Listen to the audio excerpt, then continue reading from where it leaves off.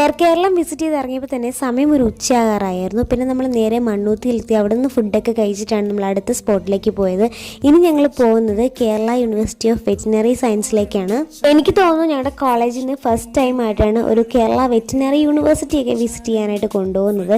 ഇതെല്ലാം നിഷാമിസ് ആയിരുന്നു അറേഞ്ച് ചെയ്തിരുന്നത്. അപ്പോൾ നമ്മളിവിടെ എത്തിയത് നമുക്കൊരു ഗൈഡിനെ തന്നായിരുന്നു നമുക്കെല്ലാം കാണിച്ചു തരാനായിട്ടൊക്കെ. യൂണിവേഴ്സിറ്റിയിലാണെങ്കിലും കെയർ കേരളത്തിലൊക്കെ ആണെങ്കിലും അകത്ത് എത്രമാത്രം ഫോൺ അലൗഡ് ആണെന്ന് അറിയാത്തതുകൊണ്ടാണ് അകത്തെ ഫുട്ടേജ് ഒന്നും ഞാൻ ഇതിൻ്റെ ഒപ്പം ആഡ് ചെയ്യാത്തത്.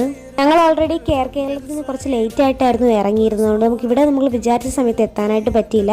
സോ അപ്പോൾ ഇവിടെയുള്ളവരെല്ലാം നമുക്ക് പോകാനായിട്ടൊക്കെ ഉള്ള ധൃതിയിലായിരുന്നു. കാരണം 4 മണിയാകാറായി സമയം. അതുകൊണ്ട് നമുക്ക് ഡയറി ഫാം ഒന്നും കാണാനായിട്ട് പറ്റിയിട്ടുണ്ടായിരുന്നില്ല. നമുക്ക് ഇങ്ങനെ ഓരോ ഓപ്പർച്യൂണിറ്റി കിട്ടുമ്പോൾ അല്ലാതെ നമ്മളൊന്നും ഒരിക്കലും ഇങ്ങനത്തെ യൂണിവേഴ്സിറ്റി ഒന്നും വന്ന് കാണേണ്ടതല്ല. അവിടെ ചെന്നിട്ട് നമുക്ക് ഏറ്റവും കൂടുതൽ ഇൻട്രസ്റ്റിംഗ് ആയത് ഈ ഡിസെക്ഷൻ ഹാളിൽ കയറിയപ്പോഴായിരുന്നു. ഭയങ്കര എക്സൈറ്റഡ് ആയിരുന്നു നമ്മളത് കാണാനായിട്ടും. സോ അങ്ങനെ അതൊക്കെ കഴിഞ്ഞ് നമ്മളവിടെ നിന്ന് ഇറങ്ങുകയാണ്.